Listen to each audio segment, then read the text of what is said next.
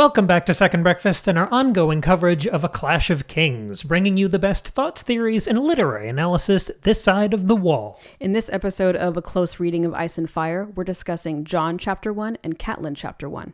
Let's get into it.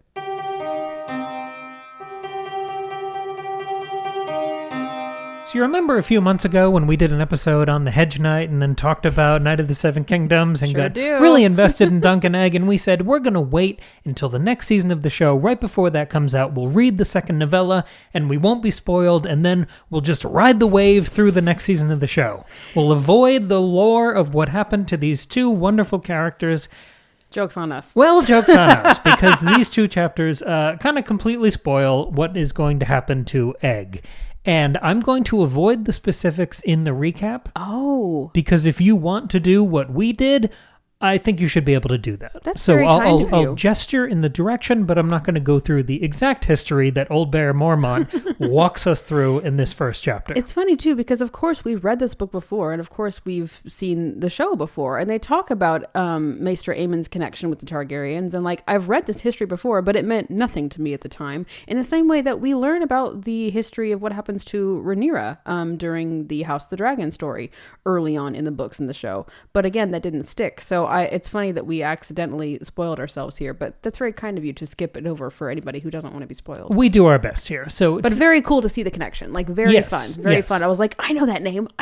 It was very cool. So today we're covering Jon number 1 and Catelyn number 1 in this fourth volume of our discussion of A Clash of Kings. We're going to do a recap, and then we'll do our analysis. Maggie's Comet Corner will make its grand return. Oh, yeah. And I'll touch on some mysticism as well. I've also got some fun history deep dives for us, so buckle up. That's not the Comet Corner? No, it's a separate thing. Yeah, oh, boy. It's going to be great. Okay, so let's do the recap first. Jon Chapter 1 begins with Jon arriving at the library. Sam has fallen asleep. I guess there are no windows in the library. It's like a casino. He's completely lost track of time. Yeah. It's like Maggie's version of a casino. Yes, exactly. I can see you sleeping there. I could do the slots of the library for hours and hours. You still get free drinks. Yeah, exactly. And Sam is sort of, he is busy. He's doing work for Maester Aemon, but he's kind of attempting to look more busy. And, there's too much work. I couldn't possibly go on the ranging mission that we're about to leave for. Poor guy. He's looking for some maps that Lord Commander Mormont has ordered him to find. And along the way, he finds some old scrolls, other things you'd love, and even some kind of supernatural reports of things that brothers long past had to deal with. On their way back to the Lord Commander, they see some new recruits. There's kind of a, Ghost of Christmas Past where they see themselves in the new recruits, and Jon is surveying them and being all managerial. He's kind of, I know he's not in a leadership role, but he's starting to act like it. Yeah, it's very funny. I mean, it's the kind of thing you do when you're a sophomore in high school and the freshmen start and you're like, oh, I remember when I was a freshman 12 months ago. That is the perfect comparison. Yes, absolutely. You're so much older and so much wiser, and it's you're the same. But when you're that age, it feels very different. Right. So Jon continues on to Lord Mormont, and they begin their little meeting by discussing the news of Robb's new title. Robb Stark has now been knighted the King of the North. And you can tell, because we're inside Jon's POV, that there's a guarded jealousy. He's still saying the right things and trying to support his half-brother, but there's some jealousy and I guess resentment there too. His relationship with Robb is more complicated in the books than it is in the show. Certainly, yeah. I've really appreciated the texture of that dynamic reading this again with you. Yeah, it was nice. And they're surveying the field. Old Bear is trying to train Jon to look at things in a wider aperture. So they talk about the new Baratheon. You should start saying it like that. The new Baratheon regal prospects, and they don't have much hope for Stannis or Renly. And then the topic of discussion moves to Maester Aemon. And we don't quite know why, because Old Bear is trying to do the thing that parents or advisors or uncles and aunts do, where they try to reach out to the kid without expressly talking about the thing that is bothering the kid. They talk around the thing. Exactly. With metaphor and other stories, yeah. Metaphor. So he reviews Maester Aemon's brutal family history, including everything about his family and how he almost came to be king and how he was sent off to the Citadel and what happened with Egg. I'm not going to spoil it particularly, but then we see that Old Bear is telling this story as a means of a cautionary tale for Jon. He's talking about someone who is adjacent to power and this great calling. He's giving voice to the jealousy and unfairness and all these things that we've just seen Jon privately wrestling with. And ultimately, he's asking if Jon can handle that pressure, that resentment, and keep to his vows to the Night's Watch. And Jon says that he will. Yeah, it's a really nice moment between them. And it's like a moment of, I think, connection and mentorship that needs to happen as they're about to embark on this very scary, difficult journey. There's some real tact to it, too. I think it's warm and admirable sort of in both directions. Yeah, and it was also nice just to see how parts of our Dunk and Egg story that we love so much are becoming more and more relevant in this part of the story. It was cool. And it's nice to tie these 3 timelines in Westeros together. Yeah, for sure. To think of Dunk and Egg, House of the Dragon, and A Game of Thrones as all being part of the same world. We know they are because some families show up again and again, but I don't know. This made me feel like everything was talking to each other more. Yes, and it makes everything feel more real because if our characters in this timeline are treating the stories from, both Fire and Blood and the Hedge Knight stories as truth, as history, as something real that they reflect on, then we will also in turn read this story as something that feels real and something to reflect on. So it all sort of, it all elevates each other and it makes us believe in these stories in whatever way you want to. It's nice. And it's even more impressive that this is in a book from the 90s. I don't know, just the amount of world building and plotting and planning is always impressive. Well, and it also makes sense because, sorry for a quick tangent, George R. R. Martin wrote the Dunk and Egg stories for a anthology while he was finishing Clash of Kings. That's what the timeline is. I remember I looked it up when we read the book, so read the novella. And so it all makes sense that he would have included that history in this draft, in this version of, in Clash of Kings. Yeah, no, totally. That's fascinating. Yeah. Moving over to Catelyn chapter 1, we have Catelyn as sort of this uncomfortable advisor to Robb alongside all of his bannermen now that he is King of the North. They're meeting with a Lannister envoy. And they're sending the envoy back to Cersei with their latest offer, basically. Their offer of peace if the Lannisters do 100 million things that they're never going to do. The demands were quite high. I was like, they're Rob, crazy. Maybe back down just a little bit. I wrote them down because they're crazy. Yeah. Okay, so it's both Stark girls have to be released because remember, Robb and Catelyn still think that Arya and Sansa are both being held captive in King's Landing. Ned's bones have to be sent back for proper burial. Ned's sword has to be sent back for, I don't know, ceremony. They're not going to bury it. Would Robb take it, actually? I think he would, yeah. I think it's like an ancient Stark, family That's heirloom. what I was going to ask. No, Robb would then wield it. Okay, Yeah. so ice is a hereditary sword. It's interesting. We were just talking about the other timelines in Westeros. We haven't seen ice pop up in any, old Stark relations, have we? I wonder if the Stark who bent the knee to Aegon. Yeah. I wonder if he had it. I can't remember. Okay. Comment down below we'll if look you for know that the lore. in the next season. I think he'll be a bigger part of that story. Yeah. So those are some of the demands. Also, the Lannisters have to release all of their battle captives. They have to renounce any claims to the North. No more raiding, no more burning, no more taxing, no more debts.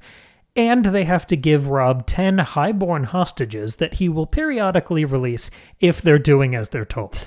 Yeah. Catelyn knows because we're inside her POV. We never get to see Robb's perspective firsthand, but through his mother's eyes, we get to see how Robb is changing. He keeps fidgeting with his crown. He's becoming more and more obstinate. He's becoming a worse listener in real time. She's noticing him kind of reflexively rebuffing her when she tries to help him and speak to him both as an advisor but also as a mother. And he seems to want to send her away.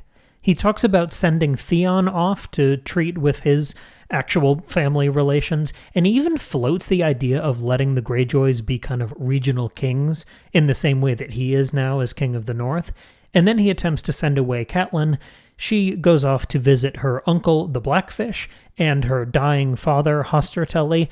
I feel like he's been dying for a long time. He's been dying for, feels like years. It's like the king in Shrek. Yeah, exactly. He's almost dying, always, yeah. Catelyn and the Blackfish debate the comet, which is still flying overhead. Every single perspective that we've seen so far in this book has made note of the comet and analyzed it through their own lens. I'm sure Maggie will get to that in a moment. 100%. But they also discuss collateral damage and this war and past wars, the brutality of the mountain, all of the side effects of this emerging conflict as it really begins to take shape. They also debate the chances of Robb winning what looks to be his next battle if he ends up engaging Tywin outside of Harrenhal, because they know that Tywin has taken his seat there. And they walk through the bloody history of Harren the Black and Harrenhal, and that is a location that we've seen before. We saw it in all of Season 2 of House of the Dragon. Yes, yes. And then at the very end of the chapter, Catelyn seems to... If she can't give Robb advice firsthand anymore, she's going to try to work behind the scenes to try to save his life. So her working with Blackfish, they kind of hatch this plan to distract Tywin and maybe draw him out using just the threat of Renly somewhere else to try to help Robb work through Harrenhal and continue on his conquest. Yes, that's exactly right. Like all of George's like best scenes, it's a combination of like talking through and working through real like war strategy, and political strategy, but also making it all about the characters and all about how do we control Robb the Boy King? How do we, how do we give him the right advice? How do we treat with and acknowledge the true enemy of the Lannisters, which is Tywin. It's not Cersei, it's not Joffrey, it's Tywin. He's the main villain. How do we address him? How do we work around him? How do we work with Renly? Like, it's all so character focused, and that's what makes this so good. I've said before on this show, my eyes kind of glaze over when we start talking about like war tactics and like battles and like factions, and I'm just like, ooh, I don't care. It's like a lot of words that I just like don't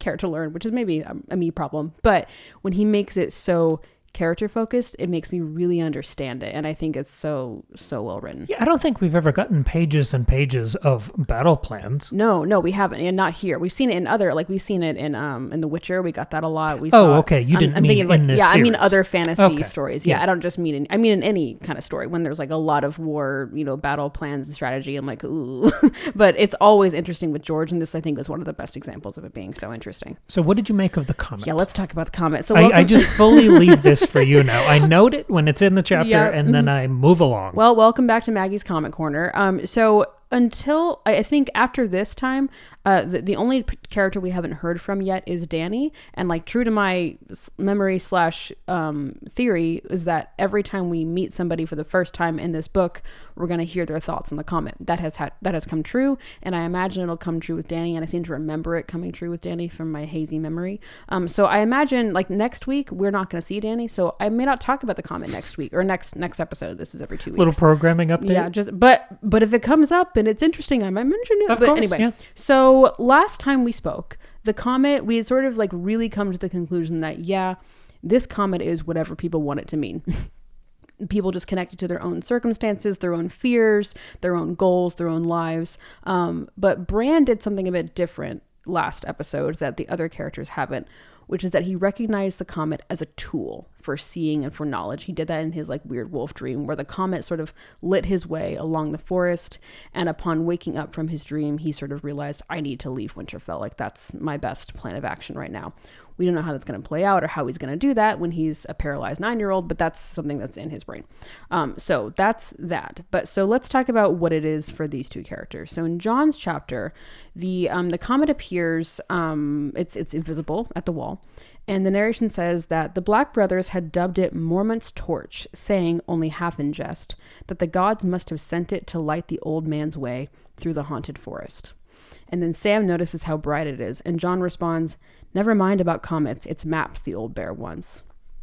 So Jon doesn't realize that, I think here, that the maps and the comet could, according to what we learned from Bran, actually do the same thing, which is light the way and be sort of a guide, but he completely doesn't see that for what it is. And like Sansa and Tyrion, Jon really ignores the comet, doesn't seem to care about prophecy, and is much more interested in the grounded reality of things in front of him. And I think that's interesting because it feels like sort of such a counter to somebody like Stannis, who is obsessed with prophecy and signs and omens and justification for his large cause, whereas Jon is somebody who doesn't care about prophecy and is not really interested in power in the way that somebody like Stannis is. So that's an interesting sort of I think, contrasting moment. It's very meat and potatoes. And I think the Black brothers having this very literal interpretation as it's just a light to guide our way, that feels like the most optimistic lens through which we've seen this comet thus far. I agree. And I think if you're up on the wall, you have to have a level of optimism because really fight for that, because up there everything is literally so bleak and cold and dark, and you're seeing the worst things try to come through and invade the world you're trying to protect, that it would be very easy to have quite a negative, bitter worldview, as many people do. Think of somebody like Thorne, right? The Master at Arms, who's like a total dick to these young boys, right? But you've got to have a level of optimism and hope, and so it makes sense that they try to interpret the comet in that way. It's a little bit different in Catelyn's chapter. So Catelyn is talking to Uncle Brynden, the Blackfish. By the way, his name is spelled Brynden, which is like such a Southern girl's name. Like, this is my daughter, Brynden Lee. Like, that's all I could think, and it's so funny. Sometimes George's names and those kinds of names overlap, and it really gets me going. Anyway, so he says to Catelyn, "You can see it by day now. My men call it the Red Messenger. But what is the message?" And Catelyn says, "The great John told Robb that the old gods have unfurled a red flag of vengeance for Ned.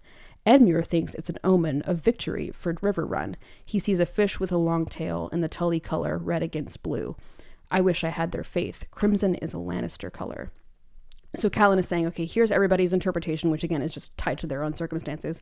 Here's my interpretation, which is also tied to my own circumstances, but it's a negative view instead of a positive view.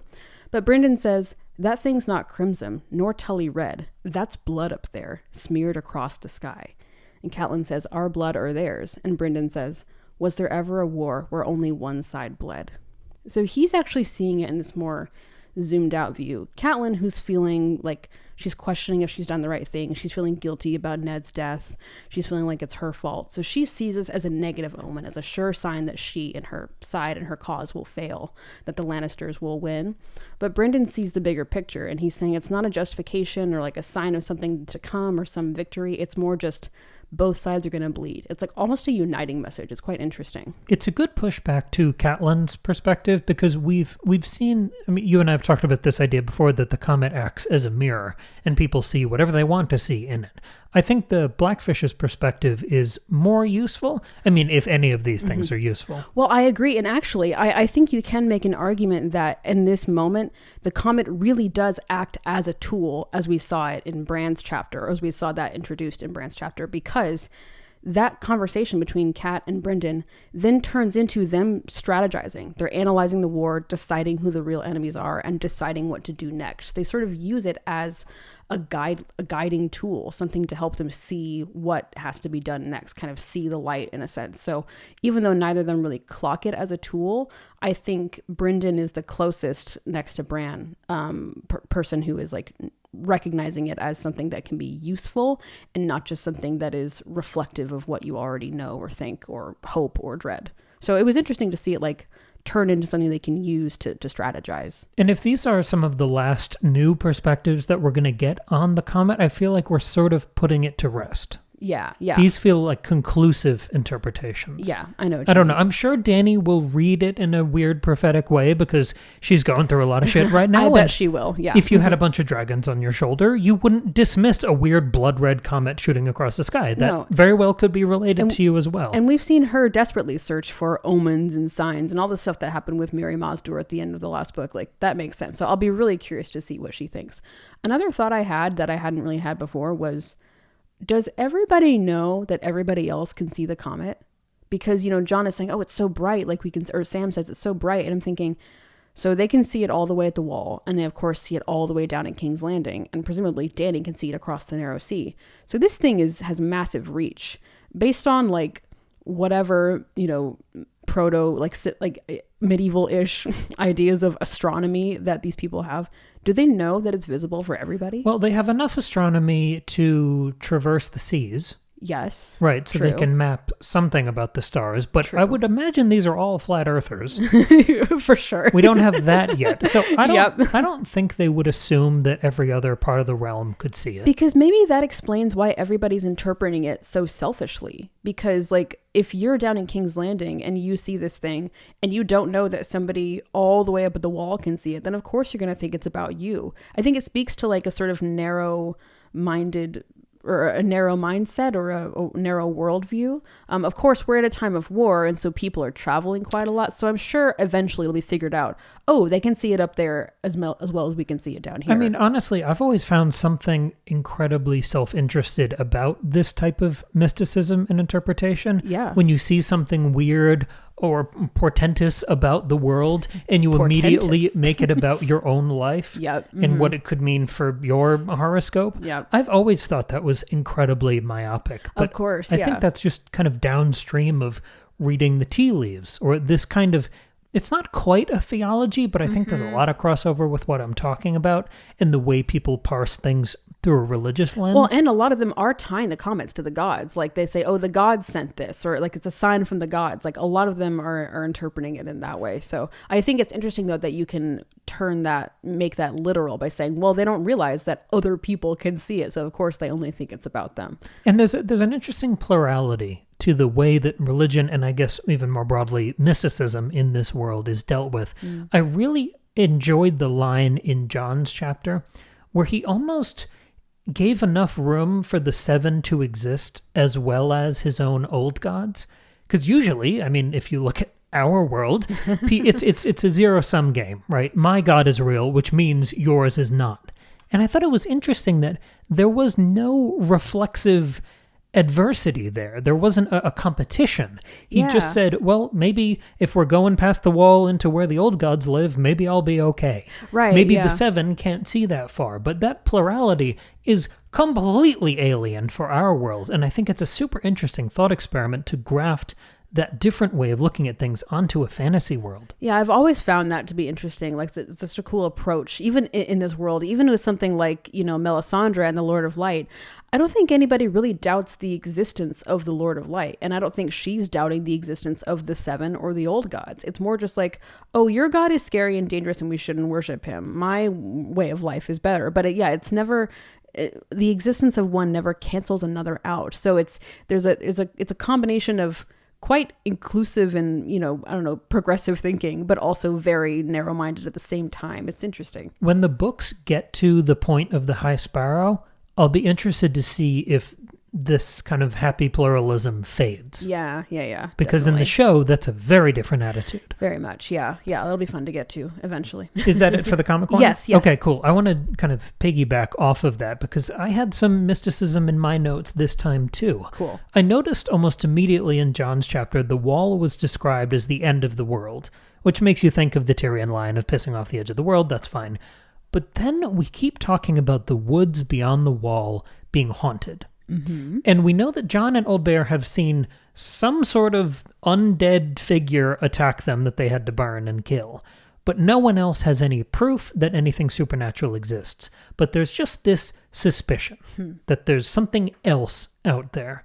And I like that as kind of a seasoning on top of this world of no one's that close-minded, really, to say definitely none of this shit exists. Even when Ned, at the beginning of the book and the first season, executes the guy for talking about the White Walkers, I don't get the sense that he's 100% that the White Walkers don't exist. Right, I'm with you. Yeah, There's still that 1%. There's still that gesture of who knows what the fuck is out there and how long it's been out there. Right, because these things did exist in the past. Like they're so long ago that to many they feel like old legends, but everybody sort of agrees that, oh yeah, the first men were here and the children of the forest did exist. Giants used to exist. Ice spiders used to exist. Dragons used to exist. Exactly, like it's in the past, and so it feels distant. It feels hard to reach, but it's not just fictional, fairy tales. It's like it's their history. It's really interesting. And the fact that these forests are called haunted multiple times in the Jon chapter feels like a further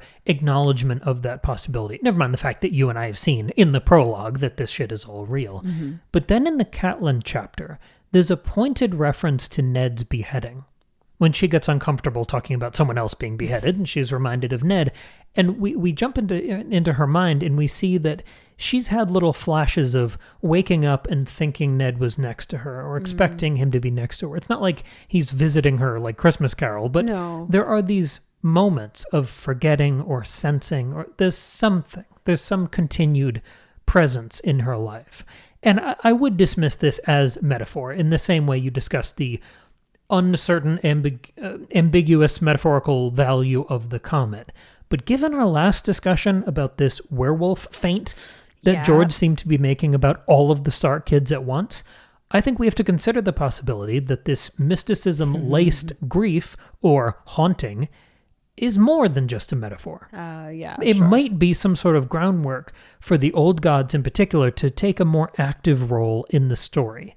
And I think these two chapters in particular, they talk about Ned and Robert in a really interesting way, where they kind of feel like they're still active players. They're almost discussed like they're still on the board making moves. Ned is still part of a peace treaty. He's 2 planks of Rob's stupid peace treaty. Yes. That's weird for a dead guy to be that big a part of the negotiations. True. It's his remains and his sword, And even when Old Bear and John discussed the new, what did I say, Baratheon regal prospects, they're still comparing them to Robert. Robert is still the rubric for how we judge and measure kings. So there's still this outsized presence that Ned and Robert have in this narrative. It gave me a very funny feeling. And if we talked about all of the first book, A Game of Thrones, as this long-form meditation on Macbeth, there are a lot of fucking ghosts in Macbeth. Yes, that's true. So if we're dealing with the aftermath of that restaging, I don't think it's crazy to be looking in the shadows and squinting and waiting for some ghosts to pop up. Yeah, I think that's totally right. And we've already seen evidence of this kind of thing happening in the previous book. Like right around the time when Ned died, both Bran and Rickon had these like very weird dreams where Ned visited them, in the crypt, and they knew he was dead already. And even Ned had his own weird sort of, not dream, but he was, I think, just reflecting on and remembering all of his children and family members right before he died. And I think in that last Ned chapter, we really talked about him sort of visiting all of his family members sort of as a proto-ghost. And then I think even if you extend it beyond that and your werewolf thing from last episode, which I think still totally tracks, I mean, there's just this weird, or not weird, but unusual for us, presence and emphasis on an obsession with those who have died. I mean, if you think about, the White Walkers already, that's an interesting idea where the dead reawaken and never go away. But then, I think about Aegon the Conqueror and how present he is, even though he's been dead for like 300 years. In this world, the Targaryens especially, but also now the Lannisters who are on the throne, are thinking so much about Aegon and his legacy. Like, even though he didn't live all that long, he did this one thing that then had all of these, centuries long ramifications. And so people talk about him as if he's like a living, breathing entity. And I think that makes sense for Robert and Ned as well, who were such major power players in who this also world. Did one thing that upended the future of the Seven Kingdoms. Exactly. Or even like if you extend it, make it even less literal, think about Jaime, the Kingslayer. He did this one thing, decades ago, or almost decades ago, that, had these major ramifications, and they won't let that name go. Like, they won't let that die, right? And so I think that makes sense for this world, and particularly for these characters. So I think George is sort of doing a thing where things are both metaphorical and literal at the same time, just like the dragons are their metaphor, their fantasy, their legend, their fairy tales, but they're also very literal at the same time. Like, I think that's what he's doing with this ghost thing. I think it makes sense. And there's enough of a spectrum in the mysticism of this series that Ned doesn't have to pop up like Hamlet Sr. and give a monologue about his death for us to say that we feel his ghost somehow in the story. Yes. The interpretive work that all of these characters keep doing about the comet, I think that opens up this discussion where you can see a strange thing in the sky. You can see a helpful breeze or the light shining in a certain way. You can interpret all of these things as messages from the beyond or a loved one or an enemy. I think that leaves room for ghosts on every single page of this series. I think you're so right. And also I'm remembering the last Tyrion chapter we saw, which was the first one in this book, we talked a lot about the ghost of Ned and how he, like, Tyrion is becoming the new Ned. He's the new hand at the king. He's, that we talked a lot about parallels between Ned's arrival at King's Landing in the last book and then Tyrion's arrival here, and what all that means, and the specter of Ned that hangs over everything. So I think all of that totally tracks. Now, this discussion is getting a little abstract. It's getting a little foo-foo for me. I mean, this is where I live. This is what I love. But what if I was interested in something a little bit more grounded in these chapters? I'm so glad you asked. Friends, I did a deep dive on metals, and that's metals. Metals are in the ground. Yes, they are. It's about as grounded as you can be. It's true, yeah. But we're going to talk about metal right now, something that I don't know a whole lot about, but I do know a bit about history, and I do know a bit about character analysis. So that's what we're going to do. So I'm bringing this up not because I felt like it, but because it's very present in the text. Anytime I do a deep dive on things, it's because it's in the text, okay? So in Jon's chapter, he has this really interesting conversation with Donal Noy, who is the armorer of the Night's Watch. He's sort of passing through, and they're chatting, and they're talking about They're talking about Robert Baratheon, as you say. Baratheon. I'm just thinking about who's also in the ground. That's true. I'm thinking about my grandma, not the one that I always talk about on the show, who died last year, but a different grandma. Yes. My other, on my dad's side, she used to pronounce things so funny. Like, she was really obsessed with like pronouncing things correctly. So like she and my grandpa would go to Cancun, and she'd say, "We went to Cancun." And we're like, "Grammy, you don't have to say it like that." Anyway, I feel like she would say Baratheon. Ibiza. I miss you, Grammy. Rest in peace. Okay. Anyway, so he's talking to this armorer, and the armorer says, "Some men are like swords made for fighting. Hang them up and they go to rust. Robert Baratheon was the true steel. Stannis is pure iron, black and hard and strong, yes, but brittle the way iron gets. He'll break before he bends. And Renly, that one, he's copper, bright and shiny, pretty to look at, but not worth all that much at the end of the day."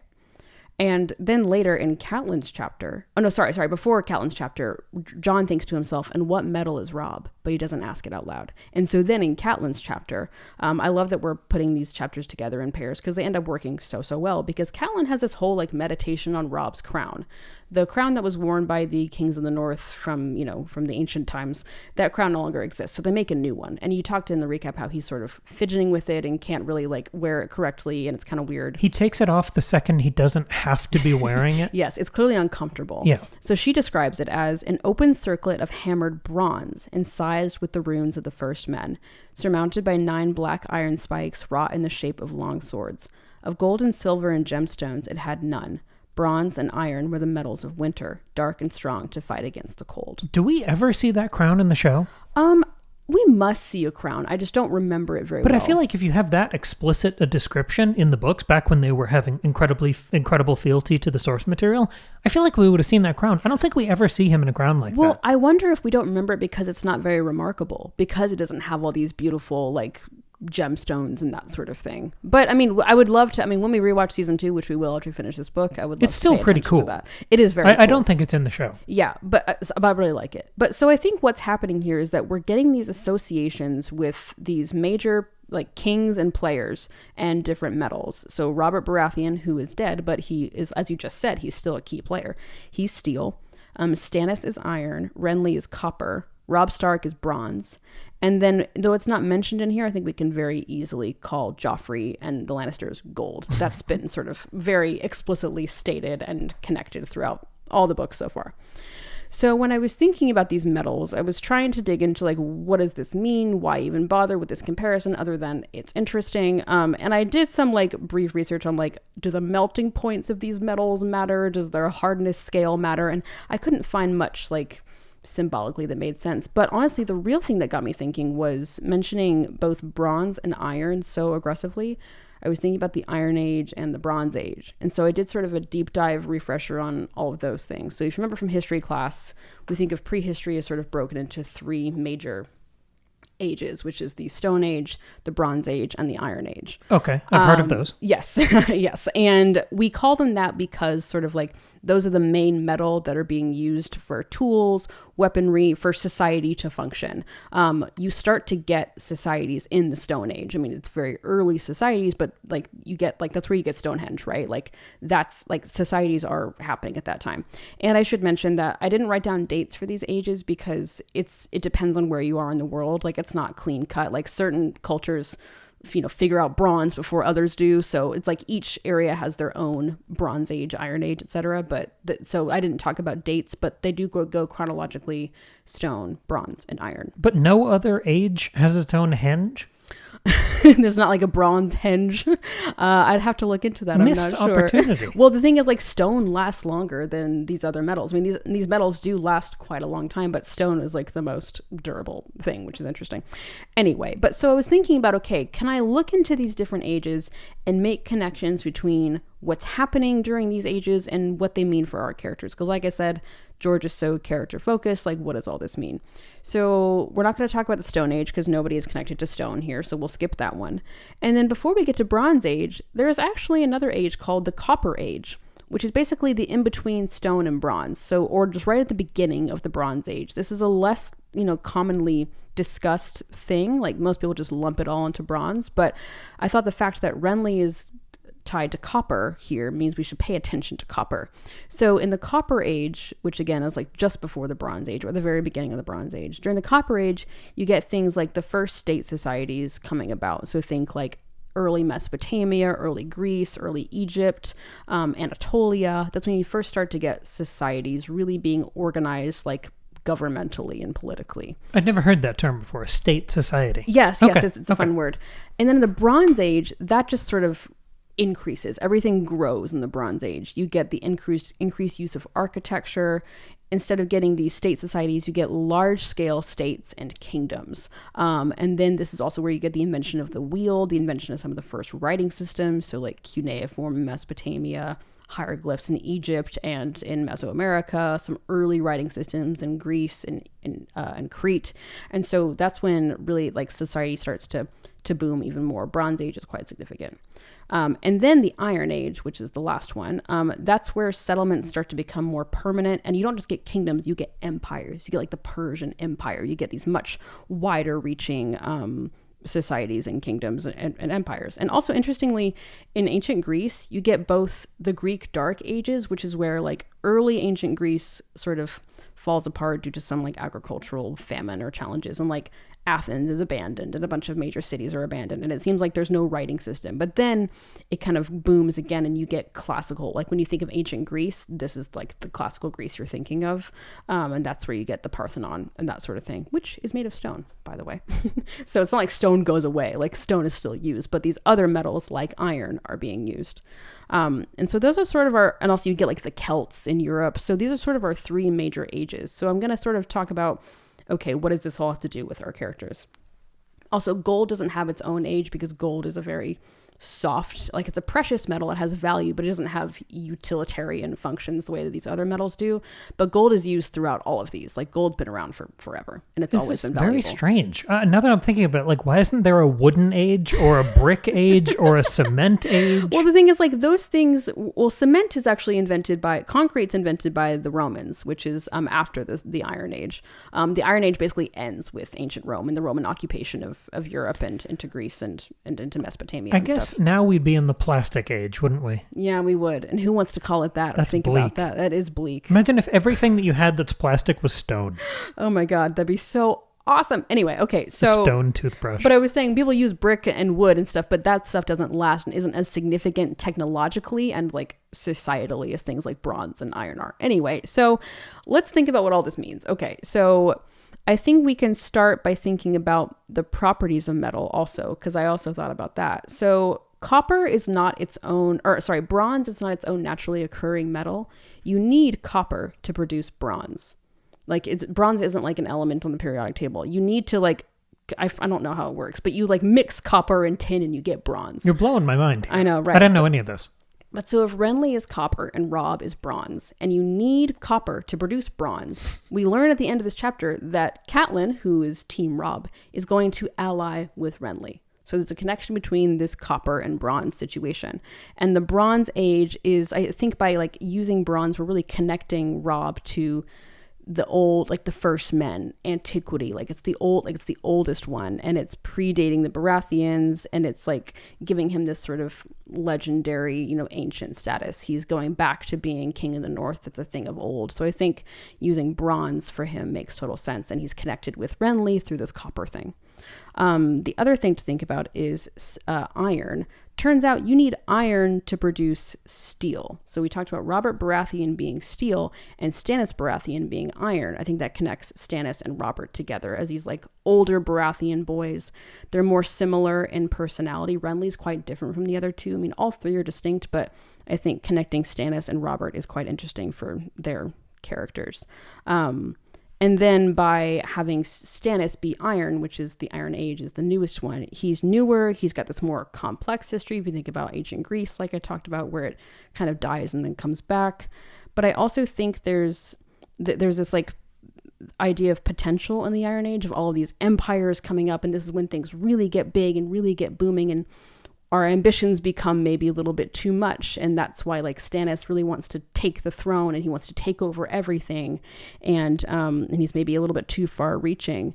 But I think it's also interesting that the Iron Age ends kind of abruptly with ancient Rome, the Roman Empire. And so I don't know what that means.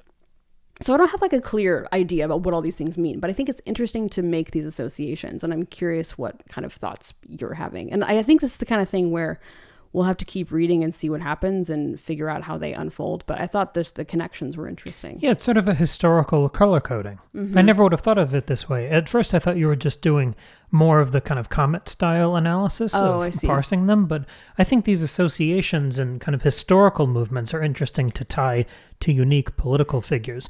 If you look at what brought down each of these ages, could you make a prediction for who would win this war of the Five Kings? I almost did the Hobbit Battle of Five Armies. Oh God, yeah. I think that could be fun to do. I think it'd be interesting. And like I said, I know like the Iron Age, at least in Europe, again, it's dependent on the place, but it ends with Rome. But I'm not as clear on how the others sort of end and the new ones begin. So that would be interesting to follow. I mean, and George likes to do this. He likes to tie his characters with real history, especially European history, but I think we're kind of expanding it to world history. But it's not unusual for him to tie symbols and ideas from real history to his story. So it's an interesting thing to track. History to his story. I saw what you did there. But very good. I'm taken by the fact that all of these metals in these metallic ages come and go, but we know that stone is still there. All of these buildings and castles, I mean, I know the Iron Throne is iron, but even that wasn't always there. Yeah. And we see at the end of the story that that's melted, but they're still going to have a monarch. So even iron isn't the final word on this. But the one thing that perseveres, the one thing that survives, is stone. Even to the point of, we knew from the first book that Ned wasn't supposed to go to King's Landing. He did that because he felt this misguided loyalty to Robert. That's why he became the Hand of the King. But he wasn't supposed to be doing that. He wasn't supposed to be King of the North. He was just supposed to be Lord of Winterfell. And if he had lived and died, he would have been buried in the crypt and memorialized with a stone statue, which would have continued to live in peace with all of his other relatives. And it's interesting that whenever a Stark reaches beyond stone to any of these metals, they end up massacred, because all of these metals, all of these other kings, these, I guess, pretenders, ultimately, they all die pretty horrible deaths. That's true. And at the end of even the Iron Throne will be killed at the end of this story. But the stone of all of these buildings and keeps and castles, those are the only things, the ones that don't get bludgeoned by dragons, those are the only ones that will survive. I think that's really interesting. Do you see these metallic ages and leaders as inherently transitory and fleeting? Yeah, I think so. I mean, that's sort of like, that's the interesting thing we talk about with like these, the legacies of all these different houses and how long they really last. Like we said, Aegon the Conqueror, his legacy is sort of overshadowing this whole thing, but that's only 300 years of history. The First Men are thousands of years before that. And I think you can even extend it to like everything that's beyond the wall is separate from what's happening down in Westeros because it is older, it's ancient. That feels Stone Age to me. Giants feel like something you associate with the Stone Age. Obviously giants aren't real, but I don't know, like that feels like the same timeline. Like giants could have made Stonehenge, right? Because the stones are so large. Like that feels more ancient and lasting. And eventually, as we'll see in this world, that stuff is going to become what matters the most. It's less about these different metals that are fighting against each other, but it's more about, hey, the Stone Age, this much more ancient prehistoric thing, that's the most important and long-lasting and bigger picture idea. So I think that totally makes sense. Interesting. Yeah, what a new lens. Well, and the other thing about too is the gold, because like I said, gold has been around, like humans have been using gold. It's hard to say, but about as long as humans have been around. And again, all these metals have always existed, but it's like how it's used is what's important, how it's forged, how it's utilized. But gold has always been around. It's never utilitarian. Like I said, gold is too soft. It's too, like, you can't use it as a weapon. You can't use it as a tool because it'll just break because gold is too soft. But it's always valuable. It's used as currency. It's used as ornamentation. It's used to demonstrate power or importance or value. And so I don't know what that means for the Lannisters. Like you can't, like maybe they're not effective leaders, but they're always around to like foot the bill. I don't know, but I think that's it's a quiet power. If you had a sword made of gold, it wouldn't be as strong as some of these other metals being used in a sword. Mm-hmm. But you can backstop an economy with gold. Yes. The power in gold does not rely upon you using it. Mm-hmm. And I think that does speak to the quiet power of the Lannisters. Yeah, it's more symbolic, yeah. And the second they get power later on in the series, they fuck it all up. Well, exactly, because it's too soft. It's too malleable. I don't know. It's interesting. But when they're backstopping the Baratheons, manipulating them, puppeteering that administration, I guess, they're all powerful. And throughout history, you often see, you know, like weapons and shields and helmets being made of gold, but they're ceremonial. You see them in burials, you see them in other things like that, but they're meant to be like worn in ceremony and not actually used in the battlefield because they wouldn't last. And I think, that's sort of the mistake of the Lannisters is you're ceremonial only, you're decorative, you're useful in terms of economy and value, but you're not useful in terms of like actual getting things done and ruling and being a political player. So it's interesting. Next time any sort of metal is mentioned, I'm going to be looking for this kind of historical color coding. And I really think the text is inviting us. John asked the question, what metal is Rob? And in the next chapter we get the answer. Like, hello. No, I think we are endlessly vindicated. I know this is only the 4th volume of this series, but we are endlessly vindicated in the way we're covering this series. The couplet of talking about these 2 chapters, if I can move on to my next thing. Please. My first observation, when I finished reading these chapters, as I started to prep the notes, was realizing that they are exactly the same chapter. Structurally, they are the same. You have a nervous paternal maternal advisor watching over a recently promoted or proven new leader. So you have Catelyn and Old Bear watching over Robb and Jon. And along the way, these advisors observe the uneasy rule of their wards, their charges, and they try to delicately use history to help their teenage ward. Here's where you get the cautionary tales of Harren the Black or Maester Aemon. Cool. And along the way, in these kind of quiet, nervous conversations, we note the increasing collateral damage of this increasingly cruel world and the capricious leaders destroying it.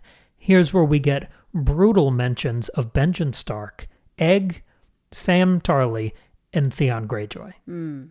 So, moving from observation to analysis, the next question immediately is, what's the point of this repetition and juxtaposition?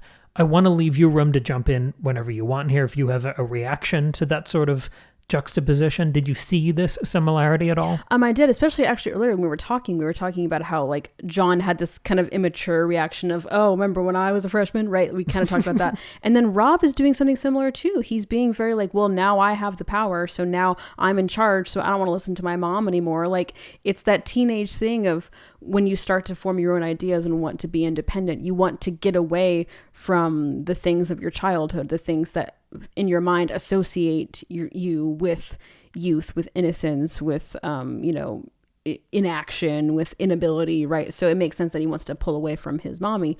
And so I think that, yeah, so there's definitely a strong similarity between these two here. I'm totally with you. And even in your first point during the Maggie's Comet Corner, when you were talking about Robb, you kind of jokingly called him Robb the Boy King. Yeah. Mm-hmm. But that sort of condescension, that sort of framing, we would usually use for someone like Joffrey. Yeah. We talk about him as the shitty boy king. And he's like 12, so it's like even more so. Yeah. But that is the effect of these two chapters. We are putting Robb and ultimately Jon on the same footing as Joffrey. And I think that might be part of this repetition and juxtaposition. It's to emphasize the downsides of elevating teenage boys to be heads of state or military commanders. Yeah, not a good idea. And I think it's also following up on something that you and I sort of analyzed as a question without an answer at the end of our last discussion, when I asked, does it feel like we're at war in Westeros right now? Right. And I think this chapter is kind of pedal to the metal. It's testing that hypothesis where we're moving to more of a warlike posture, and we're seeing how literally and metaphorically uncomfortable the crown is on all of these different heads. But I also think it's continuing the discussion we had last week about dual identities, even apart from the werewolf thing. We have Bran, who will become the Three-Eyed Raven. We have Arya, who's currently Arry, and will become 55 other identities. We have Gendry, who's also the Bull. Add to that pile, we now have Robb, who's also the King of the North. We have Catelyn, who's an advisor and a mother, uncomfortably at the same time. Yes. And then we have this shadow of the misfit new recruit Jon, juxtaposed with the scarred, proven, and ready for battle, bred for command Jon Snow, who's peacocking through the wall. Yeah. And all of this, for me, this duplicity in a not judgmental word, this, I guess... Duality. Multiplicity? Okay, is that sure. a word? Yes, Duality that's a word. is a much Multiplicity cleaner is word. also a word. Yeah. Let's go with duality. Okay. I think you were right there. It culminates for me in a very Frank Herbert style effect. Oh, okay. With this emphasis on cycles of history. This kind of pessimistic echo chamber of we just keep running back the same stories. People make the same mistakes and doom the planet to the same charades and brutalities. And I think that's sort of what we're getting here with Robb, with Jon, recalling characters like Joffrey, talking about what happened with Robert's Rebellion, talking about Harren the Black, talking about what happened to Egg and Aemon. It's all of these histories compounding on each other. And I think the thing that we're serving to highlight is that all of these well-meaning advisors, whether it's Catelyn, whether it's Old Bear Mormont, they can't stop this. They can't save the young, influential kid that they're trying to shape into being a good leader. In the same way, we're hit with yet another surge of sympathy for all of these apparently cursed Stark kids. Look at what they're thrown into at such a young age. Robb is 15 in this chapter, and look at what's being dumped upon his shoulders. It's largely the fate of the free world. And I think it's furthering the tragedy and valor of the plights of these characters. What may have started with a naive altruism and goodwill, they were raised right and they're good to each other and they try to be, it's now becoming something darker, something more grim, something more wide-eyed, and I think that makes their continued courage, even if Robb is uncomfortable with the crown, even if Jon has these secret resentments that he's trying to battle, being jealous of his brother, I think it makes their overall mission more valuable. And I think more honorable. I think what we're doing in these two chapters is knighting our future Ned Starks. Oh, cool. Okay. Because Jon and Robb, I know it's Catelyn as the chapter POV, but these chapters are about Jon and Robb. Yes. They are sort of our next Ned Starks. They are principled men who are both in short order going to die grisly deaths. Yes. Oh, and by the way, Cat and Old Bear are going to die too. Yes, that's very, very true. And I think the question becomes, in the same way we've analyzed and memorialized Ned for, 100 episodes now, are they dying for a cause? Are these sacrifices worth it? Are they moving us towards a better future? Are they laying down their lives for something worthwhile? That's a wonderful question. And I don't know if I can answer it yet because number one, I need to refamiliarize myself with like the circumstances under which they die and like what happens as a result. And I mean, I know vaguely how we get where we get, but I think that's a good question to continue to ponder. I like this connection a lot.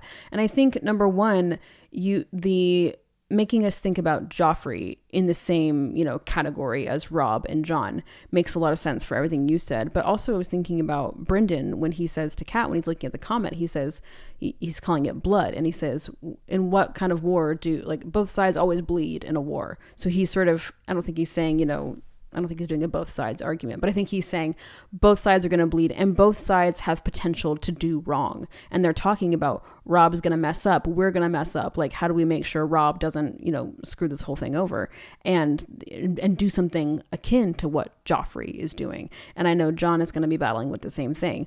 And I know we're about to see him go across the wall, beyond the wall, and then encounter the wildlings, people who are very different from him, people who are at first his enemy, and then he'll learn how to connect with them and find new perspectives. And so I think that ever present of we're all going to bleed, we're all susceptible to the dangers of power, of ambition, right? And but we all have this common enemy of the dead, of the whites, like we said earlier with the Stone Age thing. Like, all of that is making sense. It's an interesting idea, and I like connecting it with Ned, who really is this ultimate symbol of fighting for the right cause, of nobility, of honor. And again, he's not perfect. He's not a saint. Like we talked about that. He's hard and tough like the North, but he represents, I think he's the aspiration. And I think that both of these boys who will become men are going to try to follow in those footsteps. And so much of the drama surrounding all three of these characters is about the more generalized, not just White Walker sensibility, but the actual fear of the other. But all three of these characters, Ned, Robb, and Jon, are all killed by people who are supposed to be their allies. If Ned is Hand of the King to a Baratheon who's married to a Lannister, the Lannisters should be his allies. Mm-hmm. And instead, the Lannisters kill him. Jon is killed by Brothers of the Night's Watch. He's their Lord Commander. Yeah. And of course, Robb is killed by the Freys, who are supposed to be his bannersmen. Mm-hmm. So it's Bannerman. Yeah. I was like attorneys general, Bruce Banner. Yeah. So I don't know if that means they've got their eye off the ball, if their principle blinds them, if they take for granted things that they should be more cynical about. But I'm seeing more of a unity between these three characters than I have ever before, even though they're related and they came from the same place. I don't know, they're doomed in a similar way. And I think there's a way to interpret Ned's death and Robb's and Jon's deaths not as punishment for the way that they've acted. I mean, we talked about how like you can't survive in this world by being totally good. You have to be a little nasty and skeezy to get things done and to survive. But I don't think that means that, like, that's a good thing to do. Like, Ned is not killed because the story is punishing him. He's killed because this world is evil. But I think his efforts and his death still contribute to a longer-term goal of making things better. So he does die for a good cause. It obviously has some really serious, painful, unpleasant side effects or after effects. Like, obviously, like, it's devastating for his family and it causes Joffrey to take the throne, which is ultimately bad. But in the larger scheme, it leads towards something better, where we're dethroning people who shouldn't be on the throne. We're moving towards a better Westeros. And in the same thing, Jon, he's not killed by the Night's Watch because the narrative is punishing him. It's because of things that have happened with him and the wildlings, and I'm hazy on the details, but ultimately it's going to lead to something better. And of course he gets, at least in the show, he gets to come back to life. So I guess that's a nice reward for him. That's a whole other thing. Yeah. But even like Robb's death, that is because he does make a mistake by not marrying one of the Frey's daughters like he promised he would. But he's also chasing, true connection and love with this other woman that he cares for. And in the process, it's sort of like revealed, or at least, unmasked, that the Freys are ultimately dangerous and treacherous and not to be trusted. And eventually Arya will get her revenge for that and will move towards something better. So I think it's important to not always think of the deaths of characters in this world as punishments for what they've done. In fact, it can be a longer term step towards, progress towards something better. When I called them principled men, I didn't mean that they were faultless or always principled. Yeah, I think something else that unites these three characters, Ned, Robb, and Jon, is that they all technically, depending on who you ask, break their vows for a woman. That's true. Where John breaks his Night's Watch vows for Ygritte. Rob breaks his engagement to the Frey girl for the other lady whose name you and I can never remember. And the story that Ned tells everyone is that he broke his vows to Catelyn and sired John. We know that that's not true, but that is his reputation throughout his life. But even lying about that kind of goes against his principles. I mean, he does it for a larger, I think, very good reason, but you're right. It is a betrayal of his principles. So. And that he was going to take the black. That's also, I guess, a breach of his higher principles. Yes, because but before he dies, he falsely confesses to conspiring against the Lannisters. Right. Yeah. So I think, and I don't think you need to have never broken with a higher principle to be called a principled man. Right. I think these 100%. are these everybody three does that. Right. They're so human. good, altruistic, I don't know, high-minded, aspirational people. Yes. Even if they fuck up sometimes. But I want to keep an eye on, again, this weird unity of three characters, because I think they're doomed in exactly the same way. That's really interesting. Even though, like, they are quite different from Ned. They're not replicas of their father or uncle. Like, they're different in their own ways, but I think you're absolutely right in that sense. And I wonder if we can put Tyrion in this category. Like, I don't know, but we talked about Tyrion as being the new Ned, and obviously he's a different kind of person, and he's not nearly as principled as these other three, but I want to track Tyrion too. I think he's who we're reading next, so I'd like to keep that in mind. Well, that's a good transition. Yeah, we'll be back in 2 weeks to cover 2 more chapters of A Clash of Kings. It'll be Tyrion and Arya next week, which is next time. Yes. I keep saying next week. It's every 2 weeks, friends. We haven't gotten Tyrion and Arya together yet. We got Tyrion and Sansa, but not Tyrion and Arya. So this is going to be a fun one. And eventually we'll get Dany. Yes, at some point. I don't know when. I haven't looked that far ahead, but hopefully sometime soon. But in my memory, we don't get many chapters from her in this book. So we talked about Dunk and Egg, and we mentioned House of the Dragon a few times. Over on Patreon, you can listen to our coverage chapter by chapter through all of Fire and Blood. Yes. That's some pretty deep dive analytical work that we did over there a couple of years ago around the time of season 2 of the show. So that's $2 a month to get access to the Patreon, 2 new bonus episodes every month, and access to the entire back catalog, including the 40 some odd volumes of The Breakfast Buffet, where we talk about a bunch of works of art in conversation with each other. Yes, the Patreon is a fun place to be. And of course, if you would just want to listen to our regular episodes, like we said, we did episodes on Dunk and Egg and the show. We've also done episodes on both seasons of House of the Dragon, which has been an interesting journey. And of course, if you didn't realize, we did this chapter by chapter thing with the Game of Thrones. So go back and listen to all. And Lord of the Rings. And Lord of the Rings and The Witcher. So we talked about Frank Herbert. We've done episodes for every single one of the Dune books. Yes, that's been fun. We're still releasing those. Those have been recorded, but we're still releasing those. But we're nearly there with getting all those out. If you'd like to support the show in a different way, may I recommend you check out Cam's latest book, Lemon Tarts in Space. It's a light sci-fi, dark comedy. It is Alien meets Monty Python. It is Friday the 13th meets Flubber. It is a delightful reading experience, but it's an even more delightful listening experience. You can read it as a regular book, or you can listen to the fully produced audio drama, which is a really, really delightful time. The links for that are in the description of this episode. Thank you all so much for listening to the end, for supporting the show, and comment down below if you're on YouTube. If you're listening on a podcast platform, send us an email or a message at secondbreakfastpod@gmail.com or Instagram, secondbreakfastpod. Thank you all so much for listening, and we'll catch you here next time with a brand new episode.